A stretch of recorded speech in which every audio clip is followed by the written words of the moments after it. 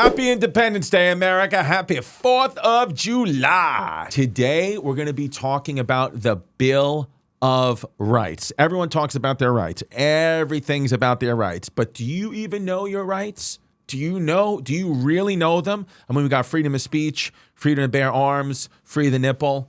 What else? Let's find out. Welcome to Christories.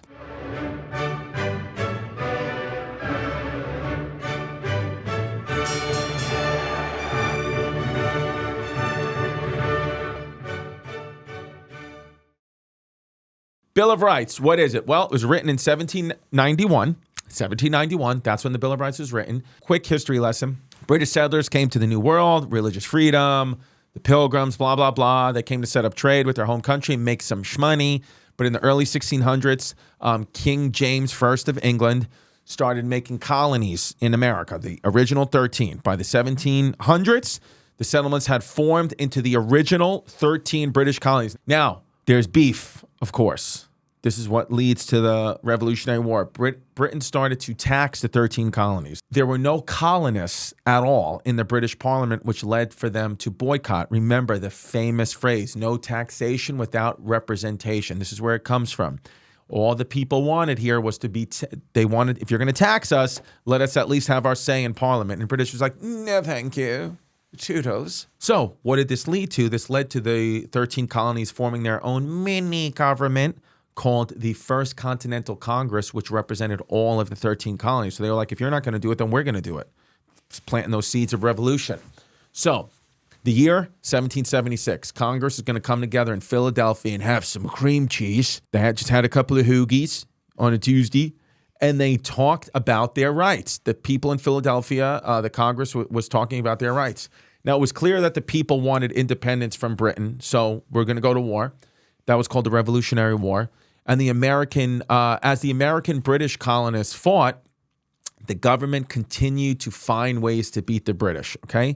Some of the people in this Congress, this First Continental Congress, were actually considered the founding fathers of the United States. Some famous names: George Washington, the leader of the Continental Army; Thomas Jefferson, lawyer, musician, banged the slaves; John Adams, played by Paul Giamatti, who just was, one of the smartest men in America; Benjamin Franklin, banged all your grandmothers, was the Elon Musk of the day; and then Alexander Hamilton. You've seen the play. So the founding fathers come together and basically wrote a document, which would go on to be known as the Declaration of Independence, that says that they are establishing themselves free of British rule, and they ain't colonies no more.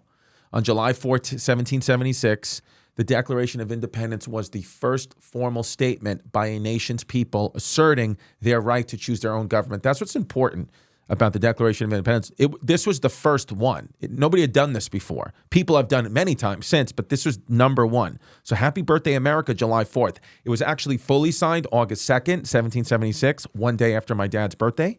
Tampa Tony, August 1st. 1776. So we have a little baby USA. It's so cute. Such a cute little baby. But it's learning. It's crawling and shitting itself. So we have this new government and this new, country. But like, what's next? We don't really know what to do. It's like, okay, we got our freedom, but like, now what? Like, Britain, it was kind of like easy. It's like kind of like when you move out on your own. You're like calling your mom immediately, but like, I don't know how to turn on the toaster. So they wrote, the first thing was they wrote the Articles of Confederation, kind of a little preview of the Bill of Rights. But they were weak. The Articles of Confederation were weak as fuck. They were ineffective. It led to economic instability, political discord. It was so much drama for your mama. This led to what was called Shays' Rebellion, 1786, where farmers in western Massachusetts protested economic hardships. Because you got to understand, we win this war, Revolutionary War, and you think, oh, that's it, we become glory. No, it's like, well, now the British left, but it's like, we don't know, we're not growing anything. Our farms have been decimated from war. People have no money. So you're like, somebody's got to do something. We don't even really have a government. We have kind of like a fake government at this point. What Shays' Rebellion was in 1786, farmers in the western Massachusetts basically started to get upset because the government started to collect taxes, but farmers couldn't even make ends meet, and the new laws were all messed up. So they're like, we're not even making any money. Now you're taxing us for the good of the country. Fuck this country. So a violent uprising occurred, right away. I mean, we were a country for literally 10 minutes and already protest. So that what the rebellion highlighted, though, was a kind of need for a stronger central government and laws. We basically, listen, the bottom line is, I know we hate the governments and we want to like rebel, but everybody needs a mama and a papa. Everybody just needs someone to kind of look up to and to be like, can you help me? So it's like, yeah, it sucks to pay taxes, but you get a lot of things because you pay taxes. We have to write, we're at a point in history where we got to write our specific rights. We have to say, what is important to me? So in response to these Articles of Confederation, which were weak, delegates from 12 states gathered in Philadelphia in May of 1787 for what was known as the Constitutional Convention. Rhode Island didn't attend because they didn't support federal government, and they were like, you guys don't even have any clam chowder. Rhode Island didn't attend because they did not support the federal government, okay? They just didn't want to be a part of it. And it's like one of those things, I love Rhode Island. It's a beautiful state, but if you don't want to be a part of this, I don't care. Then leave. You also have to think about something like this. Like, back then people didn't, just travel around or even have Wi-Fi. How did they even live? They just stuck to their state. It was their state or not. Their state was kind of like their country. That's what it was. It's like, you think about it, like if you lived in Rhode Island, what are the chances you would ever see Georgia? It would take 2 months to get there and half your family would die along the way. So you're like, I'm just going to stay in Rhode Island then. So to them, their state was their whole world and country. And also the 13 colonies had established kind of their own laws during the Revolutionary War. Every state, every colony kind of was doing their own thing. It was like we weren't as united as we think, but we're very united now. So over the course of 4 months, the Constitutional Convention was 4 months. They debated, negotiating the structure of the powers of the new federal government, like what can they do, what can't they do? And they're all at the end of this 4 months, what they produced is the drafting of the first draft of the United States Constitution. A lot of people don't know the difference. What's the Declaration of Independence? What's the Constitution? Okay, we hear a lot more about the Constitution now, and I'm going to tell you the difference. Declaration of Independence, all that really was the declaration that the 13 American colonies, were going to be independent from British rule.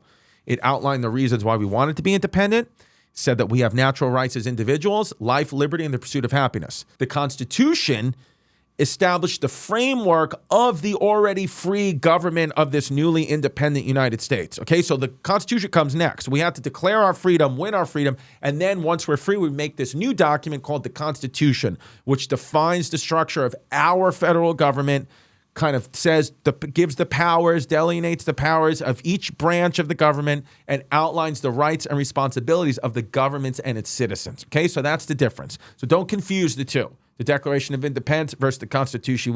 Listen, creating a federal government is hard AF, okay? I mean, think about if you're a parent trying to make rules for your own house. Nobody follows them. Everybody breaks them. And then next thing you know, you're just sitting there minding your own business and one of your kids throws a shit diaper at you. So the Constitution took months to write. Don't forget, they didn't have ChatGPT. It takes months to write, and once it was ready to sign, that takes a while too. You got to have it takes an hour for, they got ballpoint pens. You got to give the document. I mean, dude, even word of the document getting from Georgia to Rhode Island took months. Everything just takes so long. I mean, and not everybody wanted to sign. Okay, you understand that? Like we're all like united colonies, states, whatever. But like George Mason. George Mason said that we must have a Bill of Rights. George Mason was like, we got to have a Bill of Rights. He said, I would rather chop my right hand off than sign the Constitution as it is currently written. So this Constitution that they produced, George Mason said this isn't enough. He said, we need to have some type of Bill of Rights. You have to spell out, what is a right, what is not a right. And the rest of the colonies were like, George, seriously, shut up. I want to go back to my farm. I want to bang my wife. God knows how hairy her bush is right now. I need to get back there, like my kids, I got to see, I have donkeys. We're not doing a bill. You know what a right is. Shut up. So they just did the framework. Big problema, okay? Because the boys go home, everybody goes home, and it's 1788. This new Constitution's being printed out in the newspapers. Everyone's talking about it. And people started to ask, hey, what protections does this Constitution offer for people's liberties? What is this really? It's just a framework. That literally what George Mason said would be the problem. George Mason just went back to his house with his hands cut off. So the Federalists, people who were pro-strong nation government and power over the states, they wanted that big federal government. They really effed up and they miscalculated this. Citizens said that things were unclear, and there are actually now more. They said there should actually be more restrictions in the federal government. So these Federalists were like, "This is going to be good. Everyone's going to love us." And they're like, "No, we hate you. You actually fucked up so bad, Federalists, that now we don't trust you, and we don't. I don't want to do anything with you anymore. I'm going home." So the Federalists agree to amend the Constitution with a Bill of Rights. Okay, these leaders, listen, they were divided. As they are today, political leaders are always going to be divided, always going to be problems. And here's the thing. Let me just tell you one thing quickly. I mean, you could tell with history, we're big history fans here. Your parents, your grandparents, everybody always has a problem with their current politicians. And everyone, when they get older, will say, "Oh, politicians were better to deal with in my day." So just know that what you're mad at politicians right now, I get it. You're in 30 years, you're going to think the politicians of today were better than the ones that we're going to have in the future. It's just the nature. It's been going on since the beginning of time. So just accept that fact. So the leaders are divided here. Okay, you got some people didn't think it was necessary to write more laws. Thomas Jefferson said they would not approve the Constitution unless there were certain rights the government couldn't take away. James Madison didn't really think a Bill of Rights was necessary at all. But he kept his promise. He collected the amendments and he got 100 of them and said, like, "What do you guys think of this?" So James Madison, he was nervous because he didn't really think the country needed a Bill of Rights, but I mean, he did it anyway and collected them all, like over 100 of them. But he was mad nervous because he was like, "Listen, if the people can't agree on the amendments, then we're going to have to gather again for months and months and months again, rewrite the Constitution again." And the nation's survival kind of was at stake. He's like, "I kind of feel like these states are going to break up right away." But that was always kind of in the ethos, right? I mean, Benjamin Franklin said when they became 13 colonies after these meetings in Philadelphia, some reporter asked him, like, "How'd it go in there? What do we have? Do we have are we a monarchy? Are we going to be a republic? Like, what are we going to be?" And he said, "Well, we're a republic if we can keep it." Because there's the thing. It's been from the beginning of time. We were like, this is kind of America's just a big experiment, right? It is just a big experiment. We're in a little test tube. So the process of ratifying the Bill of Rights took about 2.5 years. I mean, you got to go through every single one of these people's demands, and some of them had to be so beyond annoying. But you have to go through every single one, ratify them, aka approve them, and then those amendments later become the Bill of Rights, which were proposed by the first Congress in 1789. They were then sent to the states, each state, their legislative branch, and then they get considered. This ratification process required approval from 3/4 of the states, so 9 out of the 13 states. This process was so in debates, discussions, revisions to the proposed. I mean, dude, you have to see, like, between me, I can't even imagine. You have to see the text messages between me, Sal Vulcano, and Joe DeRosa. I mean, literally, to get a lunch order approved, it takes 10 voice notes, a fight. People want to quit. I can't even imagine each state with these people who think they're smarter than they actually are dealing with this. Must have been a nightmare. So in the end, James Madison, out of the 100 that he collected, he submitted 19 that were focused mainly on personal liberties. And then Congress, out of those 19, they passed 12. In 1789, they passed 12. So basically, the Bill of Rights, it's kind of dope because it's something from the people, for the people. The original FUBU, for us, by us. It's written in simple language so that people can remember it, no matter their education or background. They're not using all these fancy schmancy words like business people do. Listen, business. It's just they're using different words. I mean, these financial advisors are just using funny words so they can keep taking your money. Out of the 12 that Congress picked, the states whittled it down to 10. Here's the thing. The first two amendments were really just kind of about expanding the House of Representatives and, the salaries of congressmen and women. Go ahead. You're welcome, Nancy Pelosi. But the number 3, that's the third one, is the big one. It's what we know as number 1 today. And it is, I'll read it in their words, Congress shall make no law respecting an establishment of religion or prohibiting the free exercise thereof, or abridging the freedom of speech or of the press, or of the right of the people peaceably to assemble and to petition the government for a redress of grievances. So your right to protest, your right to practice your religion, press assembly, all that. The way America is today, why we are considered the most free nation, is because of this First Amendment. It protects the freedom of religion, speech, press assembly, and petition. And that's why some people are fighting now to lose this one. This is the one we can't lose. Even if you think protests are annoying, the religion across the street's annoying, the press is annoying, if you think all that, great. Here's the bottom line. The fact that you can all practice whatever you want is a good thing, because you're going to go to another country and they'll kill you for thinking the way you think. But we won't do that here. We'll give you a TV show. Okay, here we go. Second Amendment protects the rights of people to bear arms and own guns. This is a big point of contention today because they say, well, this was the 1780s. We were living in the wilderness, whatever. Like, why do people have to have guns? I get it. I get the debate for and against. We probably shouldn't have fucking AK-47s. It's stupid. But, America, we're kind of one of the only modern nations still that our entire population is just armed. You cannot invade America. The thing is with America is if you invade, everybody in the streets have guns.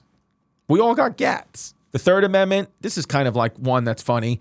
You basically protects against the forced quartering of soldiers in civilian homes during peacetime. So you can't, I guess in other countries, a soldier can just walk up to somebody's house and be like, I'm staying here. But you can't do that in the United States. We got an amendment against it. And I think that really comes from when the British were, during the Revolutionary War, the British would just post up in people's houses and probably rape their wives and take all their food and shit. So they were like, can't do that anymore. Fourth Amendment protects against unreasonable searches and seizures, requires warrants issued by judges based on probable cause. Again, another good thing. You have to be able to have probable cause in order to just come onto my property. That's a big American right, and I think it's one that a lot of other countries respect. Fifth Amendment guarantees several rights. Protection against double jeopardy, meaning you can't get tried for this. If you get tried, if you go to trial and they say not guilty, they can't ever try you for that again.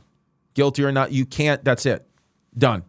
You can't, there's not going to be new evidence, nothing. I got tried by a jury of my peers. They said I'm not guilty. See you later. I'm going to go kill the next bitch. Self-incrimination and deprivation of life, liberty, or property without due process of law. So you got to go through. So, that's the thing. If you're going to mess my shit up, hurt me, you're going law, jury of our peers. Sixth Amendment guarantees the right to a speedy and public trial by an impartial jury. Okay? The right to be informed of charges, the right to confront witnesses, and the right to legal representation. So it can't just be like these kangaroo courts that you see in some Middle Eastern countries where we think that you did that. Here's a mock trial, and then boom, we're going to hang you an hour later. No, that doesn't happen here. The Seventh Amendment guarantees the right to a jury trial in civil cases involving disputes over property or money, which is good. So basically meaning, you get taken to civil court. You can't just break my property and have no repercussions. You're going to go to court for that, and the government will protect you. Eighth Amendment protects against excessive bail, fines, and cruel and unusual punishment. So when you go to jail, that's the thing. Technically, right, without an amendment like this, they could just keep you in jail forever. They could throw you under the jail, but you can't. The laws protect you from that. They can't beat the shit out of you. I know probably it happens. I'm sure it happens, but they're not supposed to. The excessive bail, they can't just keep you remanded in jail. They got to let you out, and you have to be able to post bail unless the judge says you're so fucked up you don't even get bail. Ninth Amendment asserts that rights not listed in the Constitution are still protected and cannot be denied or disparaged. So that's kind of you got to always listen to the Constitution, and you can't ever deny the Constitution. You can deny that the earth is round, but you can't deny the Constitution. 10th Amendment asserts that powers not delegated to the federal government by the Constitution, nor prohibited by it to the states, are reserved to the states or to the people. So I don't really know what that one means. Here's a fun fact. At the time, they weren't calling it the Bill of Rights. They were just called amendments, okay? This term, Bill of Rights, which we've heard, many, many times now, wasn't actually officially used until the early 20th century when our boy, President FDR, Franklin D. Roosevelt, played a role in popularizing the term Bill of Rights during 1945 State of the Union address. So Bill of Rights is kind of like a new term. So listen, in closing, shout out the first 10 amendments. Thank y'all. You guys are considered the Bill of Rights. Shout out the other 17, of course. Shout them out. That's right. We have a total of 27 amendments to this day, and we got good ones, baby. Women can vote, ending slavery, all those stuff, but those are not the first 10. Shout out your boy James Madison for taking all these years to get these rights talked about today. You a real one. Shout out to America in general. Yes, we have a very complicated country, a very complicated government, policies that don't make sense, but damn it, you are literally the best country in the United States. You're my favorite. I love the United States. USA, USA. Happy 4th of July, everyone. Get on them hot dogs. Glizzies. And remember, yesterday was history.